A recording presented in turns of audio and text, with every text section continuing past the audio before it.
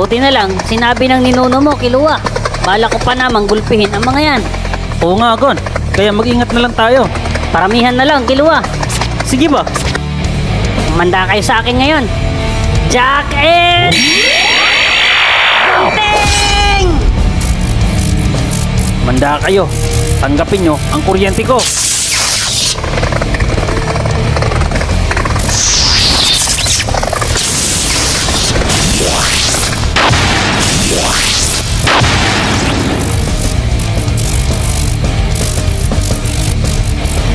Aba, may bubuga din pala ang mga batang ito. Mukhang masasayahan nga ata talaga ako kung natuloy ang laban namin kanina.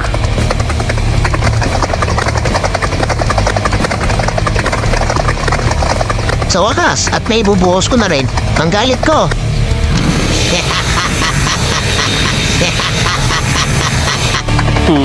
Parang sinasapian ng pato ang matandang dragon na yun, ha? Makalayo na nga lang. Baka damayin pa ako. Number 4!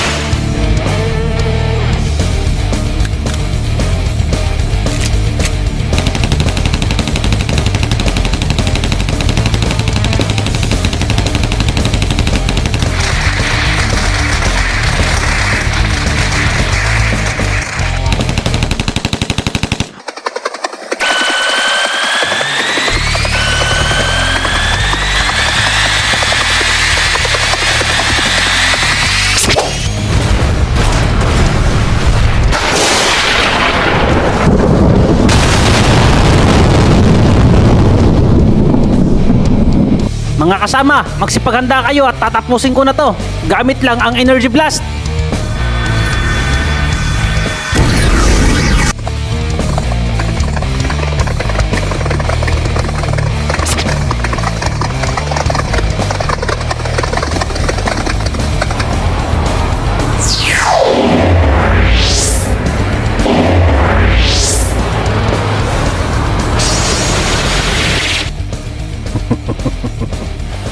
Mukhang gusto ko ang enerhiya na yon.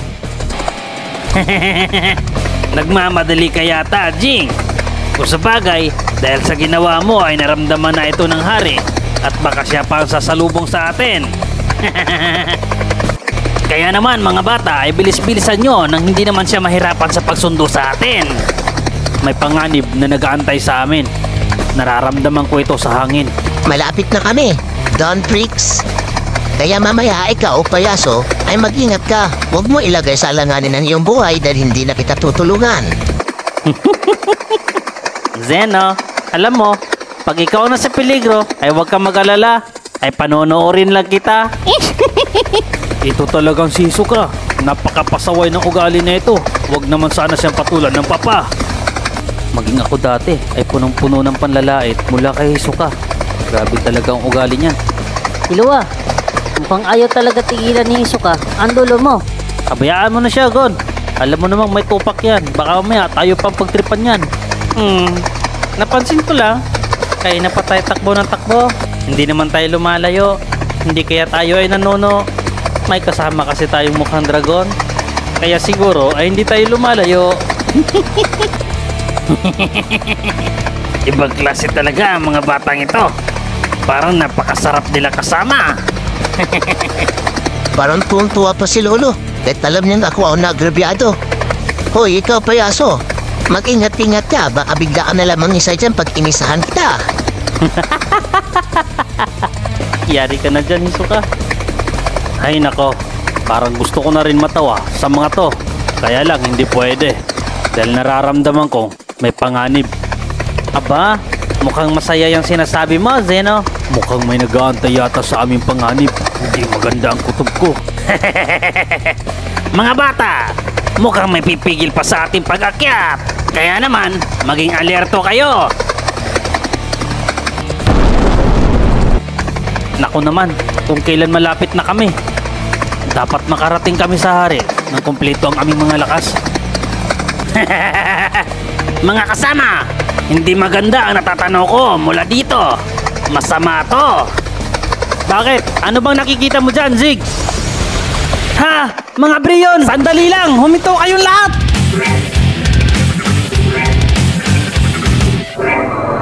Jing!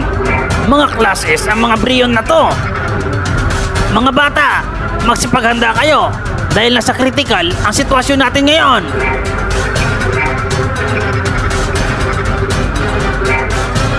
Di ba ganyan din yung nakalaban nyo kanina, Master?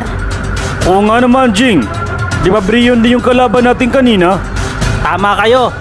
Pero ang nakalaban natin kanina ay Class A. Higit na mas malakas ang mga Brion na ito. Kaya wag na wag kayong gagalaw dyan. Dahil mga Class S ang mga Brion na ito. Gaya ng sabi ni Zig, nasa critical na sitwasyon tayong lahat ngayon. Ibig sabihin, Jing, hindi nila tayo nakikita dito. Sa ngayon, Hisoka, oo. Pero mamaya, pag nagpalitan nyo yung mga yan, ay makikita na nila tayo. Ibig sabihin, pag nagpalit sila ng anyo, ay may mga mukha na mga ito. Ang sagwa naman. Para mga uod na nagkaroon ng mga magagandang katawan. Zig, ang nais ko sana ay lalaban tayong lahat sa hari na kompleto at buo ang ating mga lakas.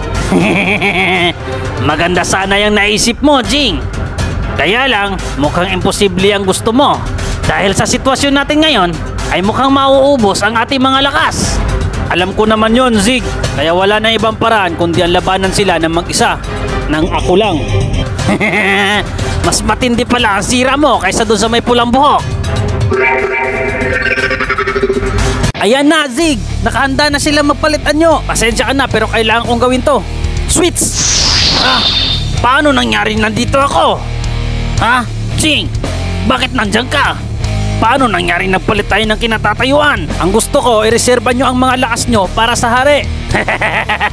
Mukhang ang nawawala ka na sa katinuan, bata ka. Magtiwala ka na lang sa akin. Magtiwala na lang po tayo sa kanya. Hoy, Jing, nagawa ko na ang pinagawa mo sa akin. Napahinugin, Sigon at Kilua. Baka naman nakalimutan mo ang napagkasunduan natin. Huwag kang mag-alala, Hisoka. Namimiss ko na rin na pagtawanan ka at pakainin ng paa. Sira talaga ang taong ito. Hindi ko na nga ikinwento kinagon. Binanggit pa ng taong ito. Ayan na, mas maganda kung lumayo na kayo. Ikaw ang pinakasira sa lahat na nakilala ko, Jing. Umalis na kayo, ang kulit nyo. Tapusin nilang lahat. Tapusin nilang lahat. Sige, Jing, ikaw na ang bahala dyan kung ganon. Jing, mag-ingat ka. Jing, oras na para magseryoso. Sana lang magawa ko ng tama ito. Pwede na siguro ang 3 abilidad. Pero bago yon, kailangan ko ang lakas ng King Kong God Fist.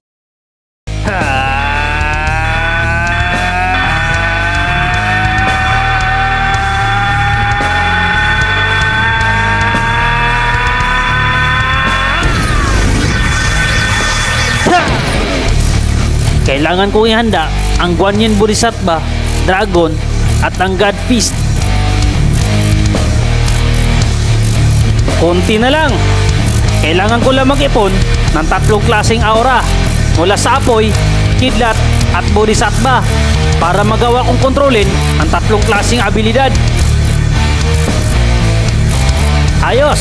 Nararamdaman ko ng sapat na ito. Ha!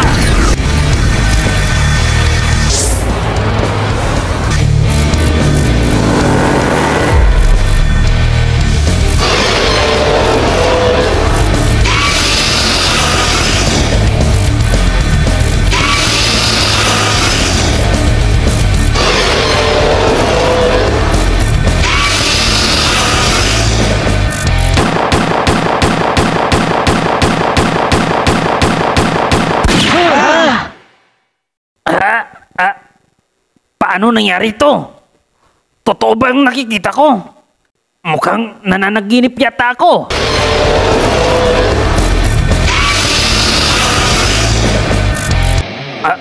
Ang mga dragon ko at ang Guanyin Bodhisattva ni Netero nagawang gamitin ni Jing. Ha? Hindi na ako dapat magulat kaya lang. Ang 5 heads dragon ni Lolo ay pula. Napakasamaan ng dragon na yan at napakalakas. Ang angas mo talaga, Jing! Imposible ito. Nagawa niya pang palakasin ng doble o higit pa ang mga abilidad na ito. Bakit pa nga ba ako nagugulat? Kaya lang, halos lahat yata ng angkan namin ay nakuha na ni Jing ang mga abilidad. Hindi ko inaasahan na kaya pala ni Master gumamit ng maraming abilidad.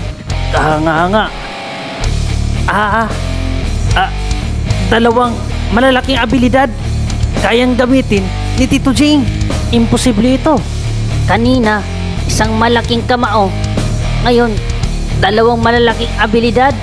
Ang galing mo talaga, Jing. Hindi ko inaasahan na ganyan pala ang ninability ni Jing. Nagdududa na ako na tao ka, Jing. Ito naman ang kasunod. Ha!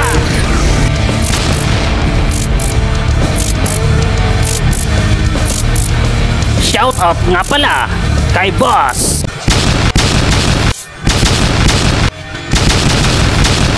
Arnel Lakbao. Maraming salamat sa inyo mga boss. Hanggang sa muling pagkikita. Salamat.